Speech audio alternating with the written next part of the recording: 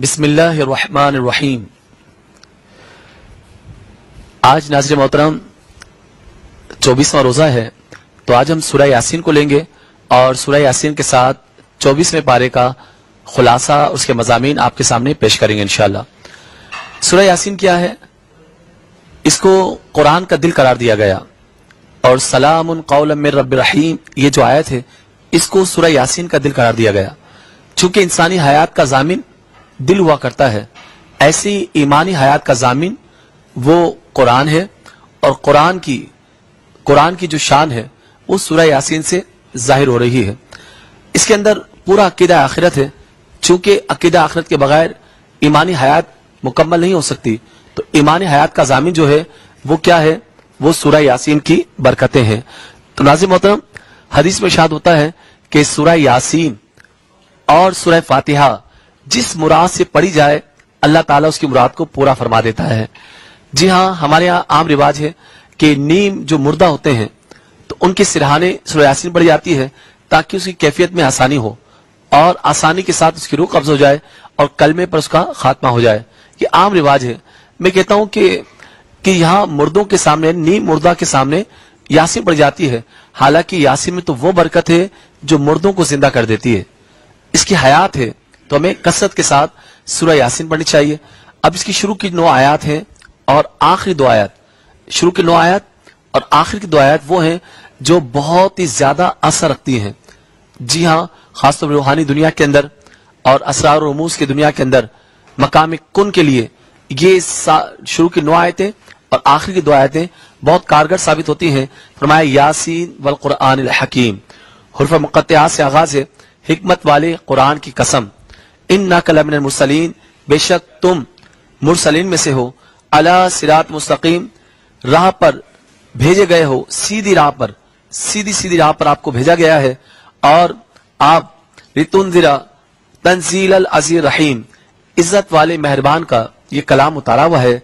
लितुंज़िरा comma मा उन्ज़िरा आबाउहुम फहुम गाफिलून, ताकि तुम इस कौम को डर सुनाओ जिसके बाप दादा ना डराए गए तो वो बेखबर हैं।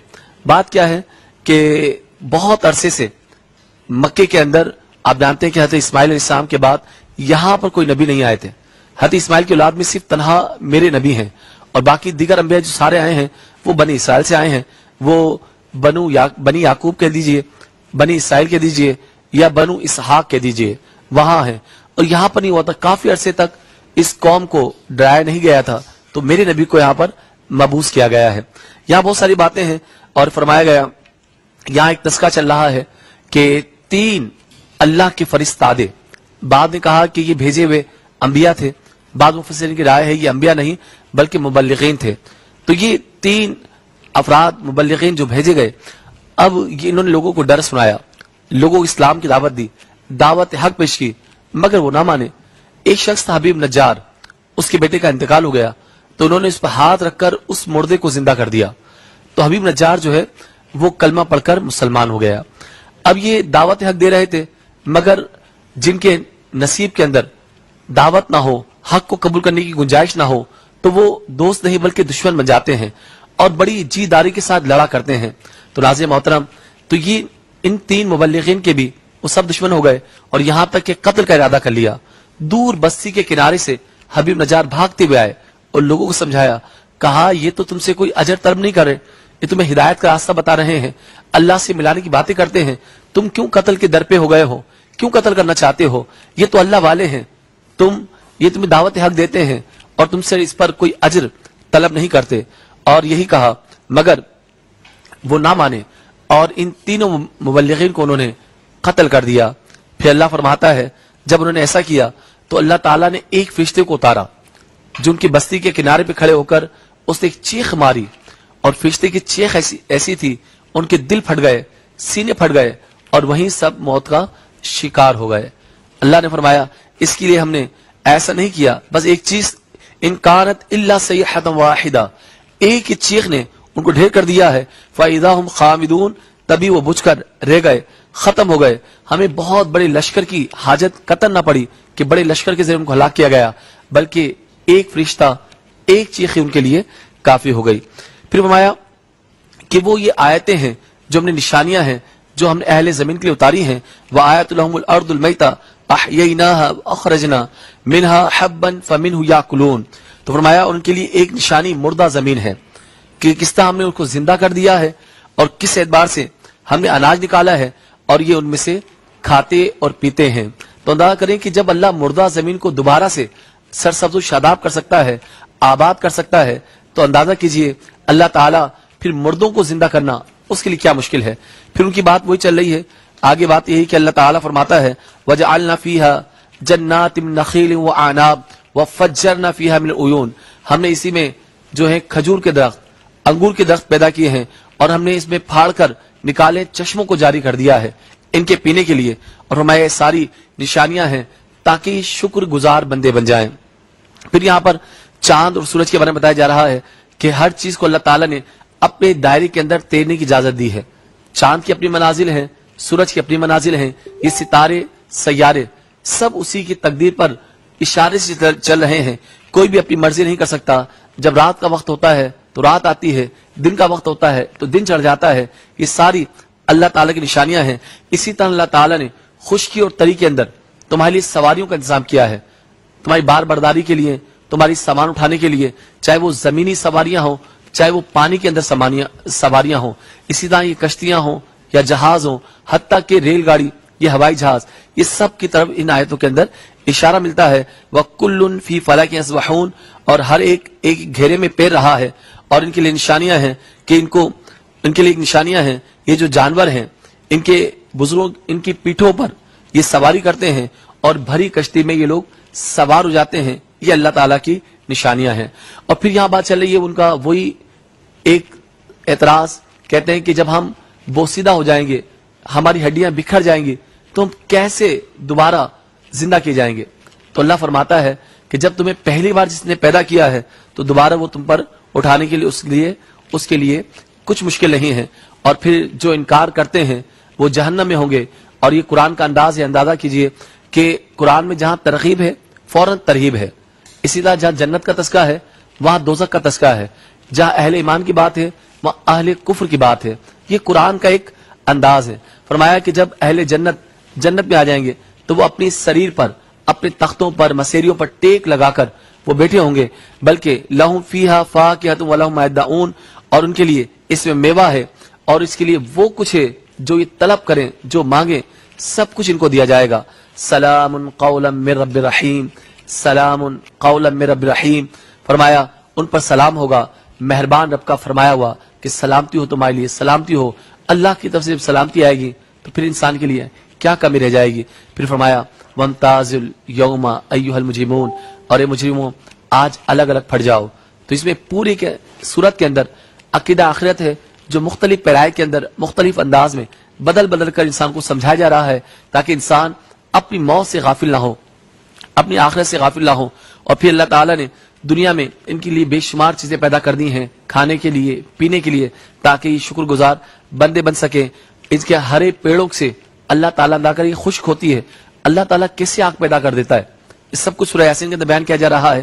پھر فرمایا آخری دو آیتیں، انما امرہ اذا اراد شیئا ان یقول لہ کن فیکون، اور جب وہ ارادہ کرتا ہے کسی چیز کا وہ فرماتا ہے کن فیکون، تو چیزیں خود بخود ہو جاتی ہیں۔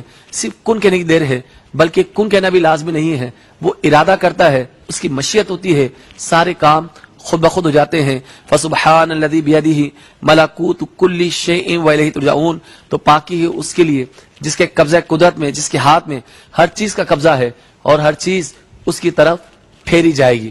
تو ناظرین محترم، اس طرح یہ ہمارا سورہ یاسین مکمل ہوئی، اور ہم سورہ زمر کی طرف چلتے ہیں 24ویں پارے میں۔ فرمایا فمن اظلم ممن کذب علی اللہ وَكَذَّبَ بِالصِّدْقِ إِذْ جَاءَ، فرمایا کہ جو اللہ تعالیٰ پر جھوٹ باندھے، فمن اظلم، اس سے بڑا کون ظالم ہے جو اللہ پر جھوٹ باندھے، اور فرمایا جو صدق کی بات کی، جو حق کو جھٹلاتے ہیں جب ان کے پاس آ جائے، الیس فی جہنم مثوی للکافرین، اللہ فرما رہا ہے تو ان کے پاس کیا جہنم میں کافروں کا ٹھکانہ نہیں ہے؟ کیا ہمیشہ ان کو وہاں رہنا نہیں ہے؟ ایک تو اللہ پہ جھوٹ باندھتے ہیں اور پھر جھوٹ اور سچ کو جھٹلاتے ہیں، تو آج بہت سارے لوگ ہیں جن کی چرب زبانیاں ہیں، ان کو بولنا تو اچھا آتا ہے مگر وہ اللہ کے راستے پہ آنے کے لیے تیار نہیں ہے۔ جی ہاں، وہ حق کو جھٹلاتے ہیں۔ ان سے بڑا ظالم کون ہے جو کلمہ تو اسلام کا پڑھتے ہیں مگر وہ اسلام کے خلاف ہی بڑھ سرے پیکار نظر آتے ہیں، یعنی ان کے دل کے اندر صحیح معنوں میں اسلام نہیں ہوتا، وہ کفر ان کے دلوں میں چھپ جاتا ہے۔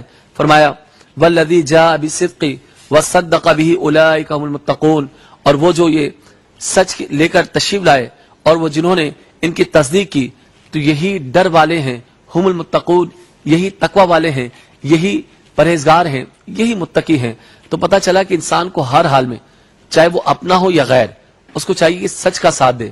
حق اللہ سچ ہے واللہ، حق ہے اللہ سچ ہے واللہ، یہ نعرے لگائے تو جو بھی حق کی طرف ہو، ابھی نہ دیکھیے میرے خاندان کا ہے، یہ برادری کا ہے، یہ میرا قریبی دوست ہے، یہ پڑوسی، نہیں، بلکہ جہاں انصاف ہو آپ وہاں ہو جائیں، جہاں عدل ہو آپ وہاں ہو جائیں، ورنہ فرما دیا کہ لیس فی جہنم مثوی للکافرین، تو یقیناً جہنم میں ان کا ٹھکانہ ہوگا۔ فرمایا الیس اللہ بکاف عبدہ، کیا اللہ اپنے بندے کو کافی نہیں ہے؟ آج تم دنیا میں سہارے تلاش کرتے ہو، جی ہاں پیار تلاش کرتے ہو کہ میرے صدر سے تعلقات ہوں، وزیر اعظم سے ہوں، فلاں وزیر سے ہوں، فلاں وزیر سے ہوں، ارے یہ سارے وزیر مشیر یہیں لے جاتے ہیں، زمانہ بدل جاتا ہے، تو کیا اللہ اپنے بندوں کے لیے کافی نہیں ہے؟ انسان کو یہ چاہیے الیس اللہ بکاف عبدہ، اور کیا اللہ اپنے بندے کو کافی نہیں؟ وَمَن يَهْدِ اللَّهُ فَمَا لَهُ مِن مُضِلٍّ، اور اللہ جسے چاہتا ہے اسے ہدایت عطا کرتا ہے اور پھر کوئی اسے گمراہ نہیں کر سکتا۔ کوئی تو یہ سمجھے ہدایت اور گمراہی، ہدایت اللہ کی طرف سے ہے، جسے چاہے وہ عطا کر دیتا ہے، اور جو اگر وہ کسی کو گمراہ کرنا چاہے تو پھر کون اس کو ہدایت لا سکتا ہے؟ تو گمراہی کی نسبت انسان کی اپنی ذات کی طرف ہوتی ہے، انسان ایسے کرتوت کرتا ہے، ایسے کام کرتا ہے کہ اپنے رب کو بھول جاتا ہے۔ پھر آگے فرما رہا ہے اللہ تعالیٰ کہ کون ہے جس نے زمین و آسمان کو تخلیق کیا ہے؟ تم سب مل کر کہو اللہ ہے، اللہ کے سوا کوئی دوسرا ایسا نہیں ہے جو زمین کو تخلیق کر سکے یا آسمان کو بنا سکے۔ قل اللہم فاطر السماوات والارض، قل اللہم فاطر السماوات والارض عالم الغیب والشہادہ انت تحکم بین عبادک فیما کانوا فیہ یختلفون۔ فرمایا تم فرماؤ کہ اے اللہ، عرض کرو اے اللہ آسمان اور زمین کے پیدا کرنے والے، نہا اور عیاں کو جاننے والے، تو اپنے بندوں میں فیصلہ فرمائے گا جس میں وہ اختلاف رکھتے تھے، جن میں وہ گمراہ ہو جایا کرتے تھے۔ تو ناظرین محترم، تو پتہ ہی چلا مجھے اور آپ کو، اگر ہم قرآن پڑھتے ہیں تو پھر انسان کا جو کچھ ہوگا اس کے سامنے آ جائے گا۔ اگر ذرہ برابر نیکی کرے گا یا کوئی شر کرے گا اس کو اجر بھی پالے گا قیامت کے روز۔ تو ہمیں ڈرنا چاہیے، خوف خدا رکھنا چاہیے، اپنی زندگی آسان کریں، قرآن اور ہماری زندگی، اسلام اور ہماری زندگی، ایسی زندگی گزاریں قرآن کے مطابق تاکہ ہماری دنیا بھی آسان ہو جائے اور ہماری آخرت بھی آسان ہو جائے۔ وما علینا الا البلاغ۔